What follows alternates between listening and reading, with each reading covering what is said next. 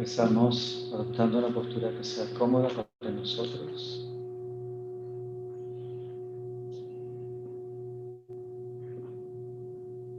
Manteniendo los ojos cerrados.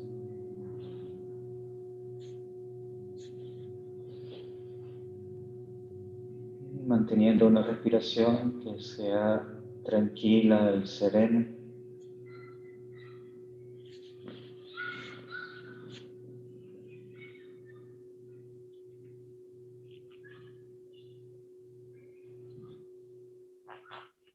Sintiendo nuestro cuerpo, las sensaciones de nuestro cuerpo,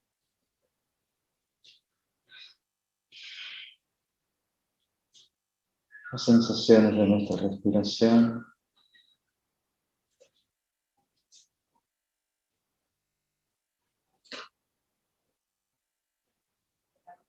Sintiendo el peso de nuestro cuerpo sobre el cojín o sobre lo que estemos sentados.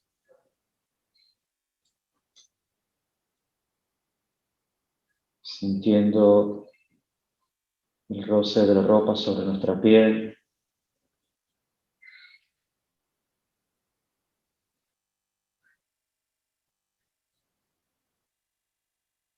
Manteniendo la conciencia en nuestro cuerpo, nuestras sensaciones,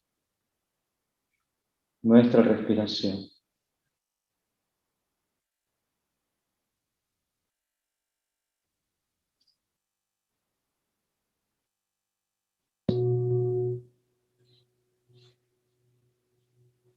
Vamos con la práctica de Metta Bhavana. En la primera etapa vamos a tener una conciencia de atención, de cariño, de bondad, de benevolencia hacia nosotros mismos, con un deseo de bienestar y de felicidad hacia nosotros mismos.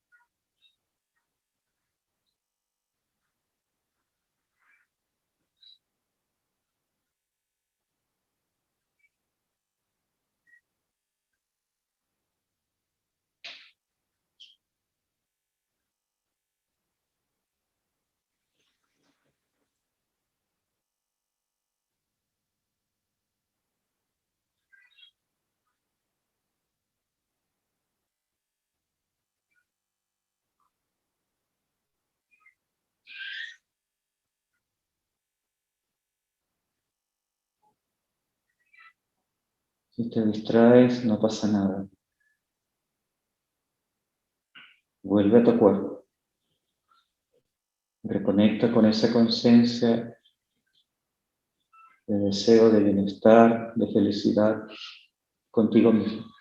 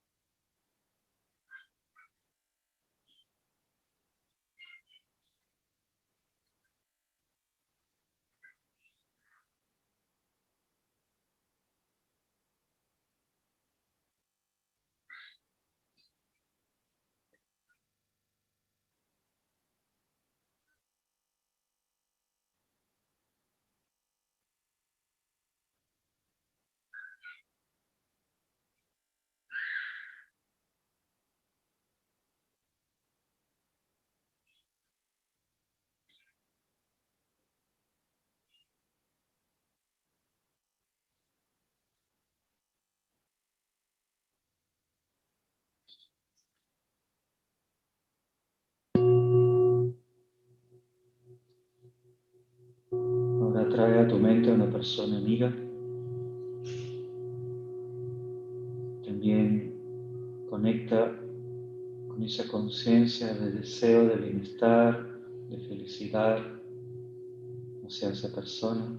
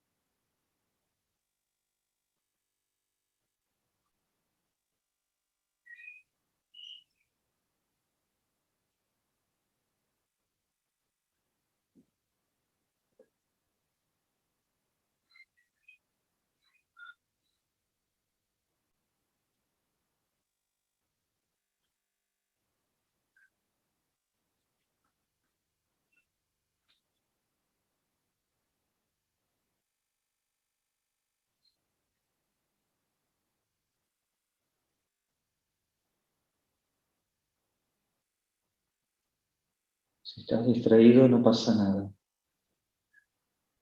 Vuelve a tu cuerpo. Vuelve a esa conciencia de bienestar, de felicidad hacia esa persona amiga.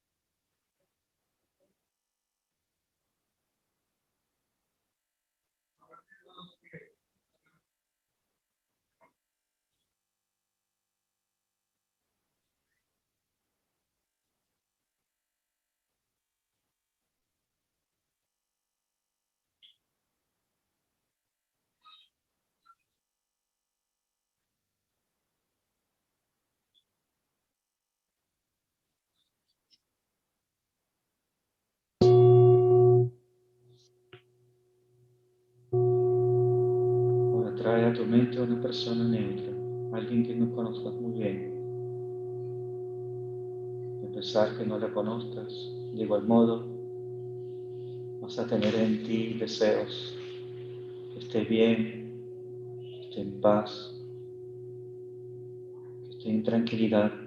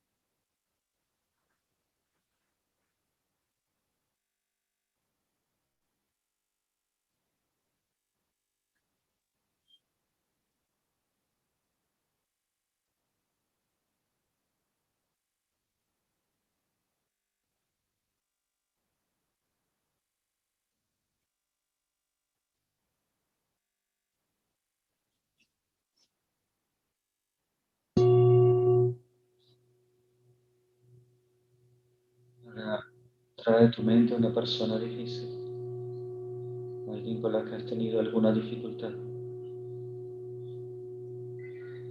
Y a pesar de lo que haya pasado con esa persona, cultiva en ti deseos de bienestar, de felicidad hacia esa persona.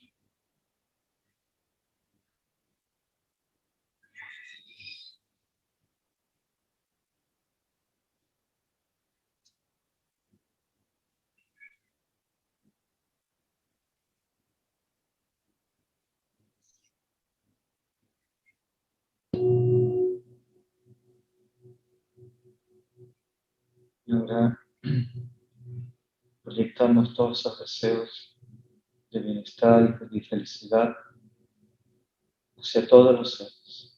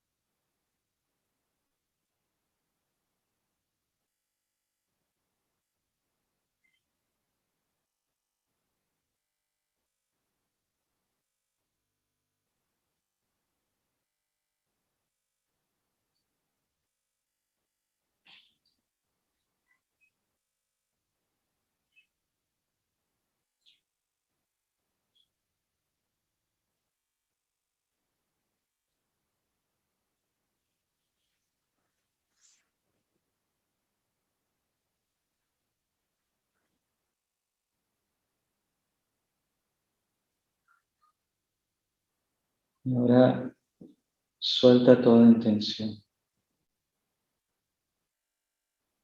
Ábrete con receptividad a toda tu experiencia y quédate solo sentado, solo sentada.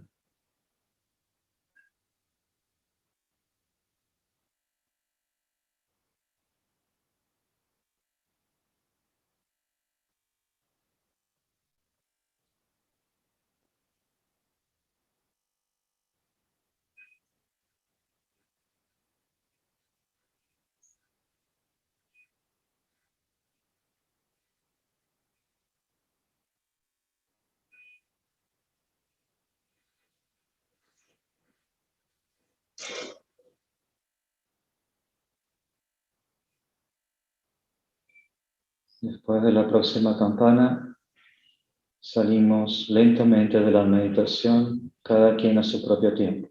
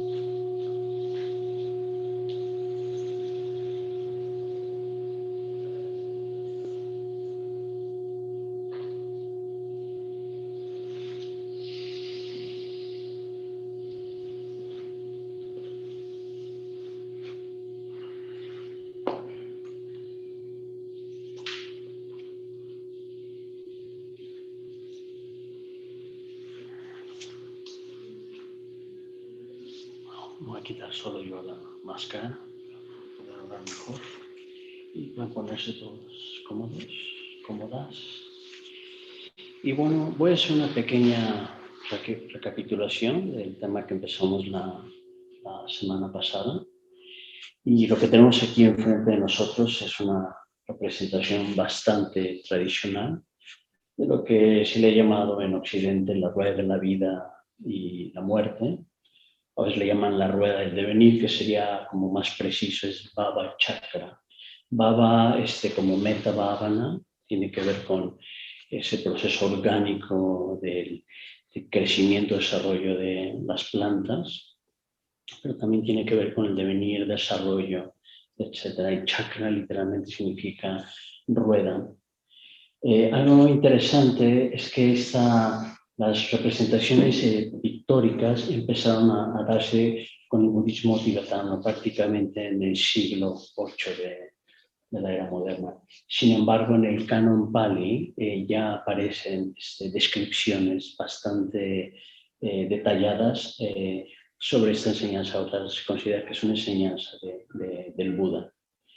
Y tiene 4 círculos concéntricos. Primero vemos ahí el gallo, la serpiente y el cerdo, los 3 venenos. Un segundo círculo la parte izquierda un poco más clara, a veces blanca, y la derecha oscura, de ascenso y descenso. Un tercer círculo de los 6 reinos del samsara. Samsara es otra forma de referirse a la rueda de las vidas y renacimientos. Y un último círculo de 12 representaciones de los eslabones, que son como una esquematización, digamos, simples sobre la condicionalidad, cómo surge todo en la vida. Esto tiene implicaciones psicológicas y filosóficas. Pero esto en realidad es una enseñanza muy, muy práctica. Se dice que tradicionalmente que este es un espejo de nuestra realidad psicológica. No toda nuestra realidad, pero por lo menos nuestra realidad no iluminada, ¿no? Entonces, representa un poco la realidad de cómo somos, cómo nos manifestamos alejados de la iluminación, ¿no? Y es bueno, algunos de ustedes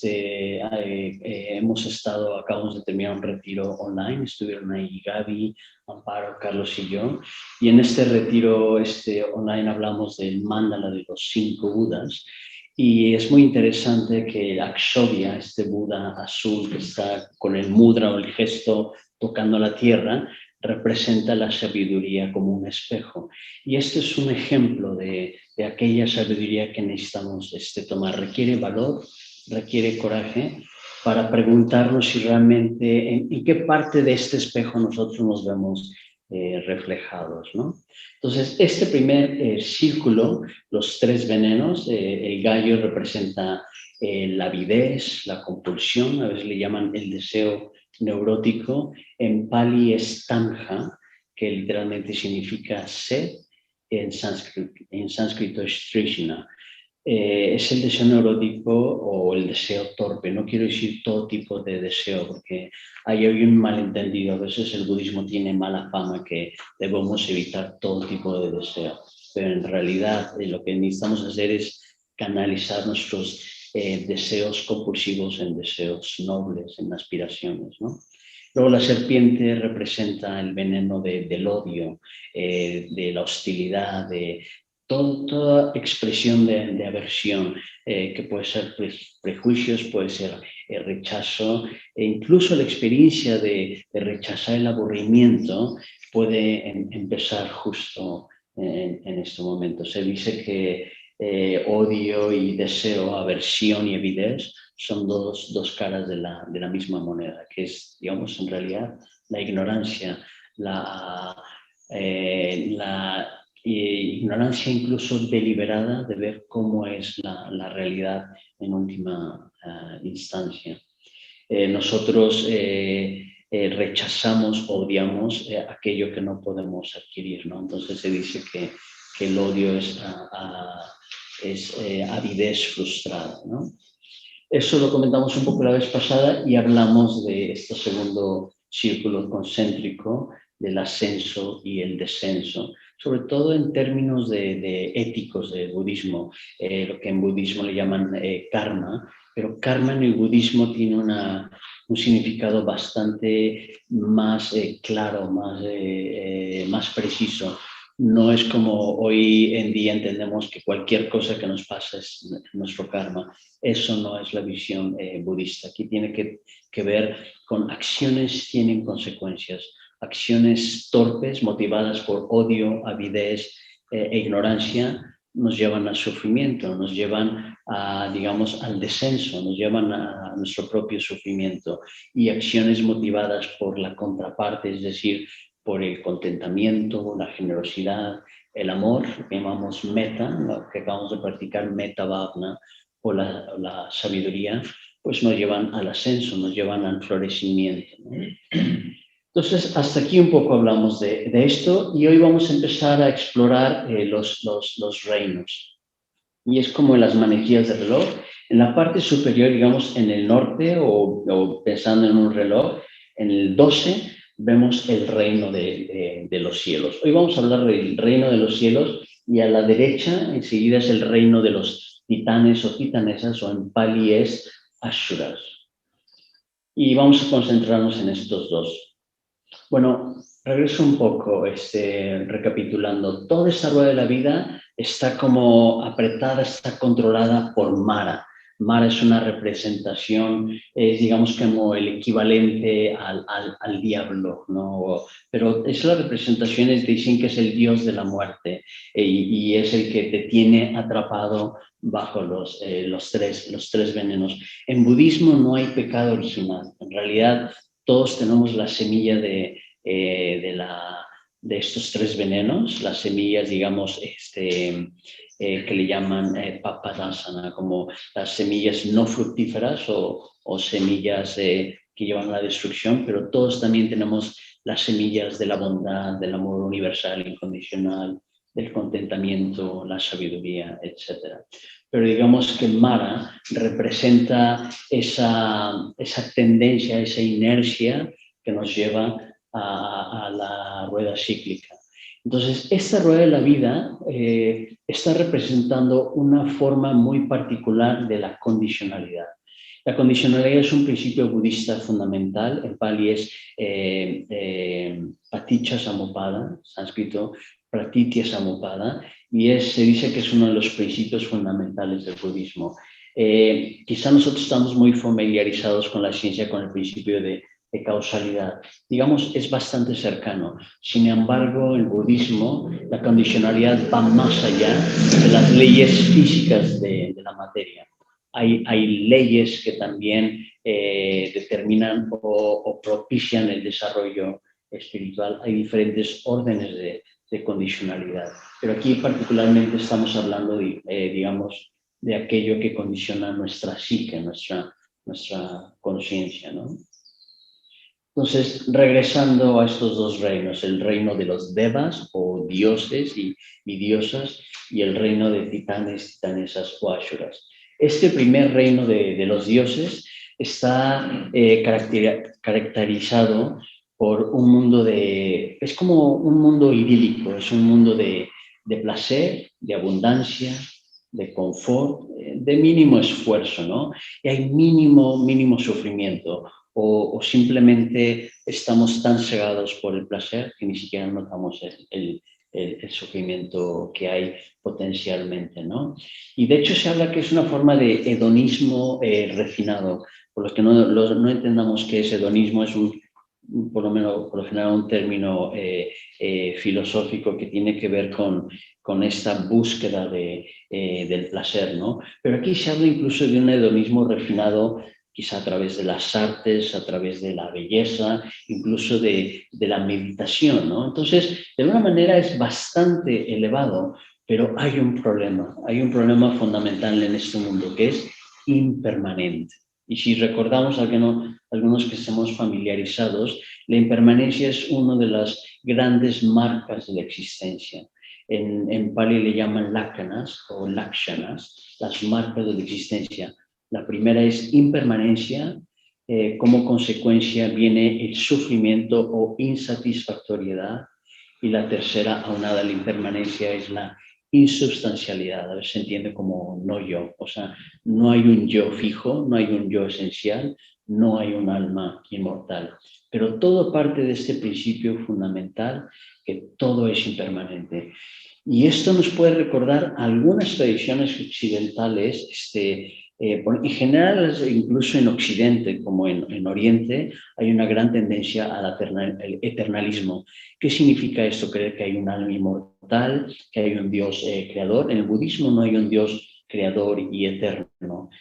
Se considera que hay dioses, de hecho hay una cosmología muy rica, pero incluso estos dioses son impermanentes, no tienen una vida eterna. Y entonces este reino de los dioses se los olvida la impermanencia.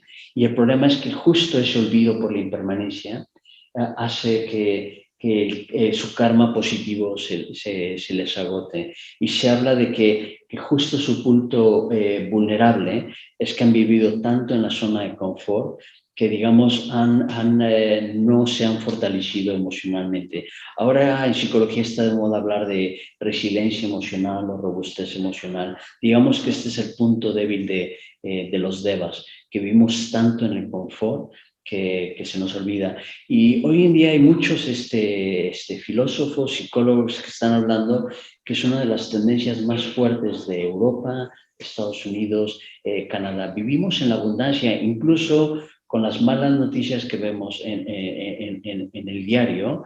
Si nos comparamos realmente con lo que está pasando en Latinoamérica, en Medio Oriente, en África, realmente estamos viviendo el mundo de los dioses de alguna u otra manera. Claro, es relativo. Quizá hay algunas personas que están viviendo sus propios infiernos, ¿no? Ya lo veremos en otras ocasiones.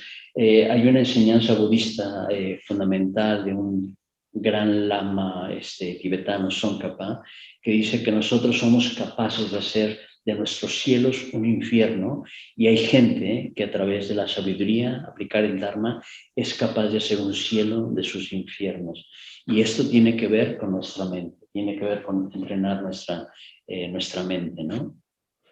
Pero entonces es muy interesante, verán que en cada uno de los reinos hay una figura ahí de pie dando un regalo. Se dice que es un bodhisattva.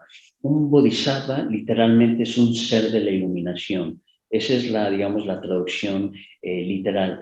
Pero bodhisattva tiene un sentido más profundo, que es aquel ser que encarna la dimensión altruista, que encarna la compasión por excelencia. Es el ser de la compasión por excelencia. Se dice que es tan compasivo que incluso está dispuesta a renunciar a la iluminación, al nirvana, por el beneficio de todos los seres. Entonces, en cada uno de estos reinos se dice que está un bodhisattva, a veces se dice que es Avalokiteshvara. No tenemos aquí a Avalokiteshvara, pero Avalokiteshvara es uno de los Budas bodhisattvas de la compasión, y en cada uno de los reinos está dando algún regalo. Y en este primer reino de los devas, de los dioses, donde están, digamos, como perdidos en este placer refinado, está un bodhisattva tocando con un laúd la canción de la impermanencia, un poco recordándoles: te lo estás pasando muy bien, pero esto es impermanente, se te va a acabar. Yo recuerdo que en México, yo soy originalmente de México, hay una frase que, ¿cómo va? Que entre más grande la caída es más fuerte, ¿no? Entre más nos elevamos y no tenemos cuidado, pues la caída puede ser más dolorosa. Yo mismo puedo reconocer momentos en los que hay esta expresión de dormirnos en nuestros laureles, ¿no? Pues justo tiene que ver esto, ¿no? Es una frase de los romanos y esto se dice que representa muy bien el mundo de las celebridades, tanto en los deportes como en las artes, incluso el mundo de los grandes intelectuales, ¿no? Que a lo mejor han tenido una época de gran éxito. Se ha sabido de muchos casos, ha habido varios documentales muy interesantes de grandes deportistas, grandes artistas, que gozaron quizá unos 10, 20 años de gran fama, de gran éxito, pero a lo mejor el negocio se les vino abajo o la fama se les vino abajo, y su vida completamente pierde sentido. O han tenido tanto gozo, o su esposa se les muere, o su marido se les muere, y pues como no se han robustecido emocionalmente, no se han entrenado, estaban tan acostumbrados al confort, estaban tan acostumbrados a mantenerse en su zona de confort y de placer, que simplemente en México dice se les mueve completamente el tapete, ya no tienen ninguna forma de enfrentar la adversidad. Y el budismo hace mucho hincapié a aprender a robustecernos y a transformar la adversidad en el camino del Dharma. Es más fácil decirlo que hacerlo, ¿no? Entonces, sería una buena pregunta que reflexionemos. Nosotros nos vemos ahora en este mundo, nos hemos visto quizá en algunas ocasiones, y un pequeño recordatorio. Tradicionalmente se dice que estos 6 reinos representan posibles renacimientos. Entonces, hay 2 formas de analizar o de ver esta rueda de la vida de los 6 reinos. Una manera muy literal, muy tradicional, como posibles renacimientos, pero personalmente, y esto lo acuerdan muchos maestros contemporáneos y occidentales, quizá lo más útil, lo más pragmático para nosotros no hay necesidad de que nosotros creamos en el Renacimiento. Yo soy agnóstico, pero agnóstico abierto. No tengo evidencia de ello, pero tiene bastante sentido para mí, incluso bastante sentido lógico, pero no se puede demostrar, ¿no? Entonces me mantengo abierto, pero sí tiene mucho sentido para mí verlo que en diferentes etapas de mi vida, incluso en un solo día, puedo brincar de un reino al otro, porque refleja en realidad estados mentales, estados psicológicos. Entonces vale la pena preguntarnos, estoy muy apegado a mi zona de confort, me estoy durmiendo en los laureles, y quizá reconocemos que a lo mejor llega un buen amigo, una amiga sabia, un amigo sabio, y que nos confronta y nos recuerda que la vida es impermanente. A lo mejor un amigo cercano se nos muere, un familiar cercano, y nos recuerda que la muerte está a la vuelta de la esquina. Y esto no es ser pesimistas. El budismo otra vez hace mucho hincapié volvernos amigos de la muerte, de la impermanencia, y como dice este dicho romano, carpe diem, ¿no? Es como aprovechar el día al máximo, decían los filósofos estoicos, vivir como si fuera el primer día de nuestras vidas y el último día de nuestras vidas. Es un gran énfasis también en el budismo. Y ahora pasamos al segundo reino, el reino de los Ashuras, que es neutro, se aplica para, se dice de titanes o titanesas, retomando, digamos, un poco la mitología griega.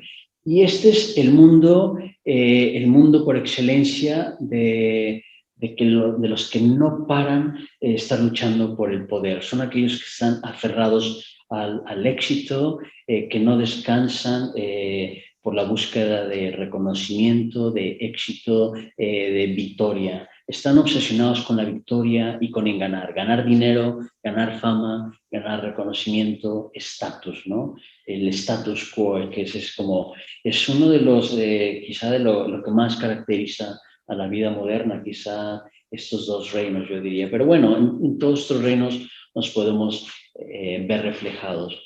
Entonces, en este reino es el reino de los poderosos, pero no son poderosos, que están conscientes de su poder, y desafortunadamente desde esa ceguera por la búsqueda del poder no están sensibilizados al sufrimiento de otras personas, ¿no?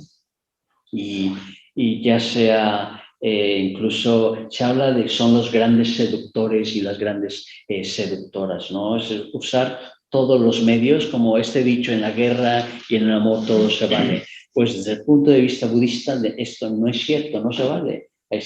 Solo es válido actuar hábilmente. Es una gran contradicción de términos la práctica del amor universal, metta en Pali, maitri en sánscrito, tiene que ser por medios hábiles, ¿no?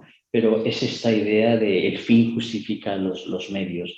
Y esto es muy interesante porque podemos verlo en la historia de grandes figuras políticas que a través de ideales o objetivos aparentemente nobles justificaban un montón de atrocidades. Lo podemos ver en todas formas de fanatismo, tanto religioso como político, tanto fascismo de derecha como fanatismo o dogmatismo de izquierda, las atrocidades que han hecho ambas partes, ¿no? En todos los países comunistas, como todo el fascismo en diferentes culturas, ¿no? Bueno, España ha sido un ejemplo de terrible historia y sufrimiento, una guerra civil desde ambas partes. Pues esto representa, digamos, el mundo de la constante lucha por el poder, de los grandes egos, la obsesión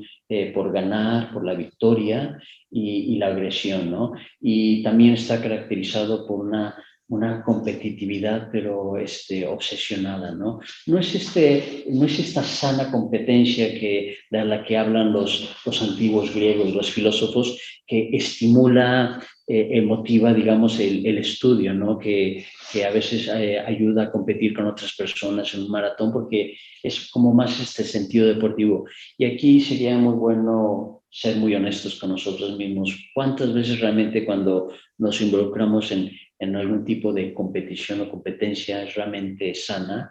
Y la clave es ver si realmente está motivada por envidia, cena o celos, o está motivada por una forma de vitalizar nuestra estimulación y nuestra quizá búsqueda de sabiduría, de salud, etcétera, ¿no? Y esto actualmente podríamos decir que es el mundo de los negocios, el mundo de la política. Curiosamente, los ashuras, los titanes y titanesas, prosperan en el conflicto. Tienen una gran capacidad de gran resiliencia hacia el estrés, tiene una gran capacidad hacia la adversidad, pero justo su punto ciego es la falta de autocrítica y sobre todo falta de sensibilidad ético-estética, esa falta de empatía hacia las consecuencias, ¿no? El daño colateral que podemos ocasionar a otras personas. El punto ciego, digamos, es la falta de altruismo, la falta de empatía.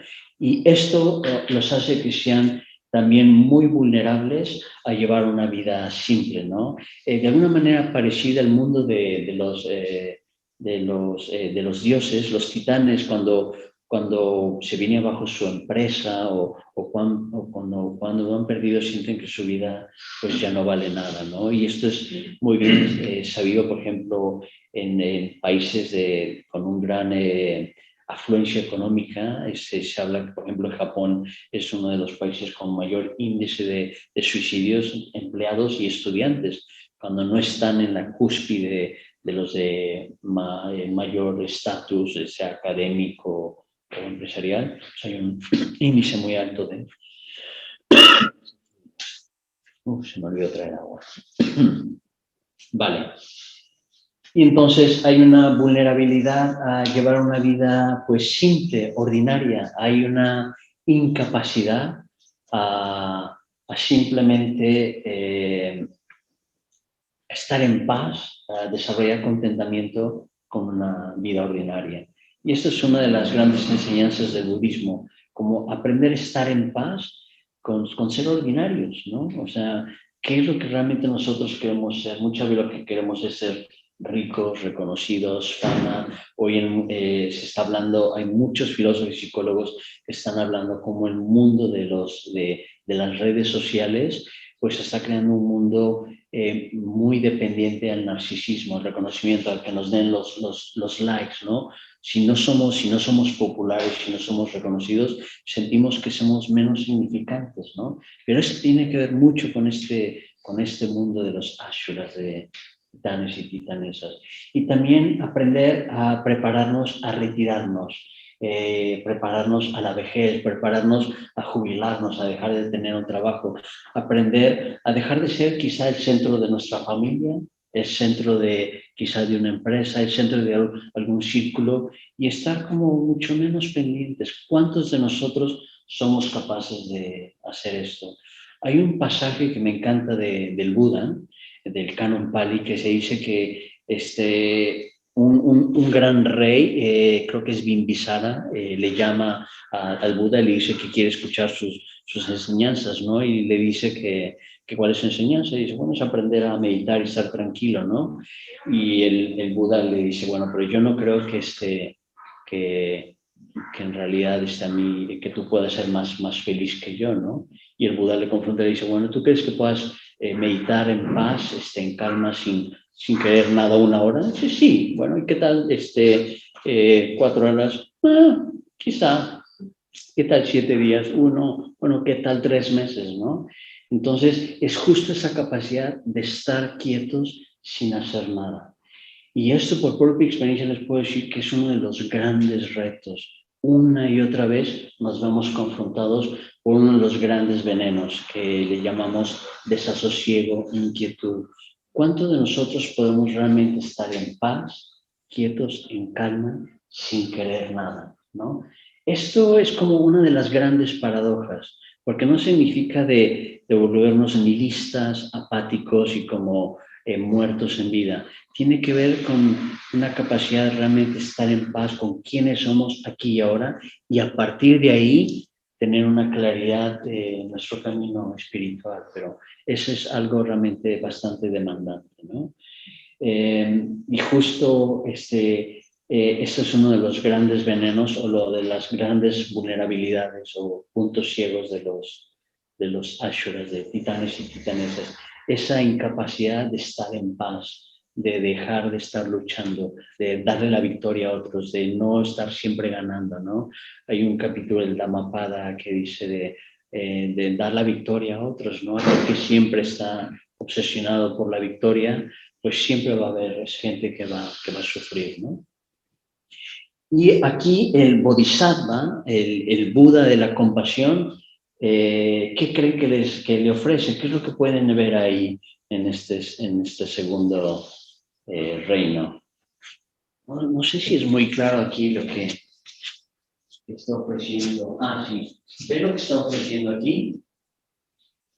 Pues aquí el Buda de la compasión está ofreciendo una espada flameante. Entonces, la espada, digamos, en el budismo representa como la espada de la determinación, sobre todo de la sabiduría. Entonces, está un poco animándolos, bueno, ya que tienes mucha energía, virya, le llaman en Pali y en sánscrito, ya que tienes mucho deseo, que es chanda, transforma ese kama chanda, ese deseo, digamos, o mundano por placeres mundanos, en dhamma chanda. Es, digamos, deseo ferviente por el dharma, por la sabiduría, por la virtud. Dice, muy bien, usa esa determinación, ese deseo, pero úsalo por la sabiduría, por lo que realmente vale la pena. Este es un gran ejemplo de cómo en el budismo no simplemente se está hablando de desapégate de todo. Hay que tener cuidado con eso. Yo mismo he experimentado, más o menos llevo 18 años practicando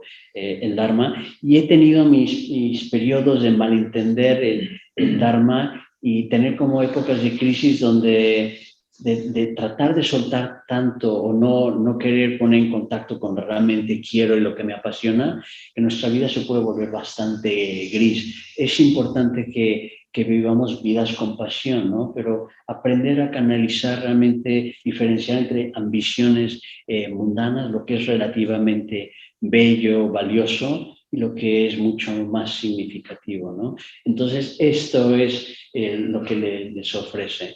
Y creo que hasta ahora es suficiente, no quiero saturar con información y podemos abrirlo al público. No sé si lo grabé. Sí, creo que sí. Pues, ¿alguna pregunta o comentario?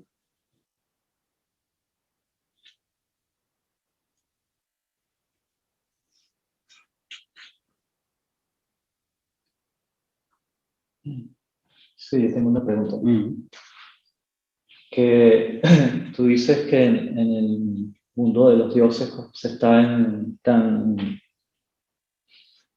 condiciones tan buenas, vamos a decir así, que se puede perder la robustez emocional, ¿no? Ahora mi pregunta es, estando en ese, digamos, en ese estado de bienestar, ¿cómo, sin que haya situaciones graves como eso, que se muera alguien, o qué sé yo, cómo se puede cultivar la robustez emocional estando en ese estado de bienestar? Una buena pregunta. Algo aquí interesante, es muy buena pregunta. Pero primero que nada, si no te das cuenta que estás justo en el oblivion, como se dice, en el olvido, es como un punto ciego. O sea, ni siquiera te enteras, no va a haber una disponibilidad. Digamos que aquí el problema de esto es que están tan bien que no hay receptividad. Uno de los grandes problemas de este reino es que hay falta de receptividad, de darlo por sentado. Sí, es lo que se habla mucho, esa cultura de darlo todo por sentado. No somos capaces de sensibilizarnos con dukkha, el sufrimiento, que es una de las grandes marcas, ¿no? Entonces, no se está hablando de que seamos pesimistas, sino que seamos capaces de ir más allá de nuestro ensimismamiento y de nuestra zona de confort, ¿no? Entonces, el budismo habla de reconocer que tenemos diferentes formas de sufrimiento, ¿no? El sufrimiento primario, dado, como el más obvio. Hay un sufrimiento psicológico que es consecuencia del cambio, la impermanencia, y luego hay otro tipo de sufrimiento que es el existencial, ¿no? Incluso a veces cuando tengamos las mejores condiciones, a veces hay muchas veces pasa, pero estoy muy bien, vivo en una excelente comunidad, tengo excelentes amigos, pero hay ese gusanito, dicen en México, no sé cómo lo dirían aquí, como que hay desasosiego, ¿no? Pero podemos aprender a tocar con eso y no hay nada mejor que involucrarnos y poder servir, poder contribuir. Pero es una buena pregunta. Primero necesitamos realmente darnos cuenta que estamos en ese estado como de adormilamiento. ¿Tú quieres comentar algo? Quiero decir de que sí, estoy como de acuerdo con lo que dices, ¿no? Has dado una perspectiva muy amplia, muy buena sobre cómo desarrollar esta robustez emocional, ¿no? Y tal vez una cosa que pues a todos nos pasa, ¿no? A veces estamos bien y estamos como aburridos o incluso, no sé, parece como que sí, que lo tenemos todo y sin embargo hay una sensación de ¿y esto? Yo creo que, como dice un lama tibetano, que es amigo de Sangharakshita, cuando no sepas qué hacer, sirve. Y realmente salir de nuestra zona de confort constantemente, decir, esto es difícil a veces porque también es como tienes que darte cuenta, tienes que pillarte, ¿no? De que la salida está justamente no en ir a buscar más placer para salir de este aburrimiento, sino en ir hacia afuera, ir hacia los demás, porque eso inmediatamente activa tu capacidad de dar y tu capacidad de involucrarte con el mundo. Entonces, salir de nuestra zona de confort, ¿no? Servir, hay tantas maneras, ¿no? No estoy hablando de que no tienes que montarte una ONG, ni tienes que irte a ningún lugar especial. Abre la puerta de tu casa, golpea la puerta de tu vecina, pregúntale si necesita algo, o te ha sobrado una fruta, puedes ofrecerla, no sé, o te vienes a hacer tu juguito, ya hace falta algo. Hay muchas cosas realmente. Tenemos que activarnos, ¿no? Sí, a veces, oh, pero es que yo no tengo suficiente, ¿no? Pero a veces pequeñas cositas, ¿no? Marcan una gran diferencia, ¿no? Y son pequeñas activaciones, ¿no? Que gatillan esta oportunidad de que puedas crecer, y emocionalmente eso te hace mucho más fuerte, ¿no?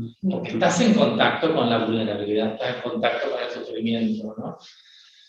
Eso no significa que tengas que dejar de estar bien también, pero estar bien no puedes estar bien, digamos, sin estar en contacto con la vida. No existe esa posibilidad. Tarde o temprano es un camino, vamos, un callejón sin salida. No.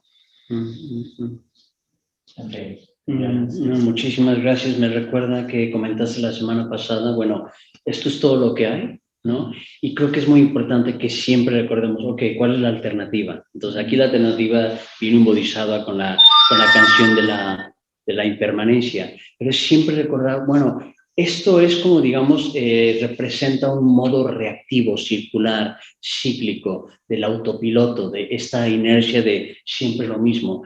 Pero siempre hay una alternativa digamos, a lo que le llaman la condicionalidad creativa, hacia la espiral, por ahí comentaron. Y justo ahí empieza con el regalo. Y pareciera un poquito esto como sentimental o obvio, pero en realidad la generosidad tiene un aspecto, dicen que la generosidad es tan buena como para principiantes como para maestros, porque realmente es en la generosidad el primer punto donde salimos de nuestro ensimismamiento.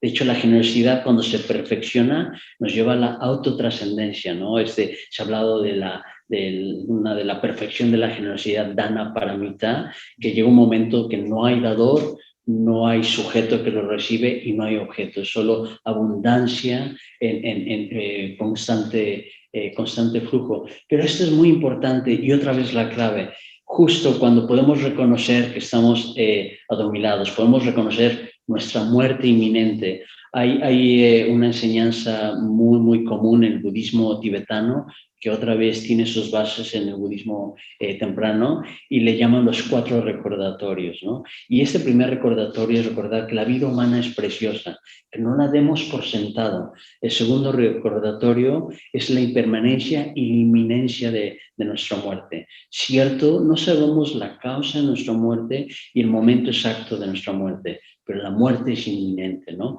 Y no solo la nuestra, sino la de otros seres queridos, ¿no? Uno de los textos del Dhammapada dice, si realmente estás en contacto con la muerte, vas a parar de pelear con otras personas, enmendar relaciones y amar de todo corazón. Es que es la última alternativa.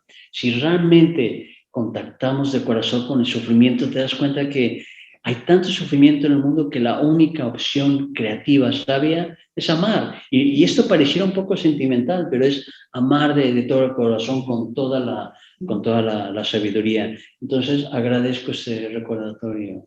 Y bueno, recordemos que sati, la atención plena, la atención consciente, lo que nos ayuda a darnos cuenta de la impermanencia. Es como, estoy estancado en mi zona de confort. Y constantemente nosotros lo vemos, incluso en comunidades, viviendo con otros miembros de la orden, nosotros a veces nos dormimos en nuestros laureles, estamos muy cómodos, pero llega alguien, te enteras de alguien que ha muerto y que está en situaciones muy parecidas, me puede pasar a mí. ¿Qué estoy haciendo con mi vida? ¿La estoy aprovechando bien? ¿Estoy haciendo todo lo que está en mis manos para seguir abriendo mi corazón y mi mente? ¿O me estoy muriendo en vida? ¿Qué estoy haciendo con ella, no?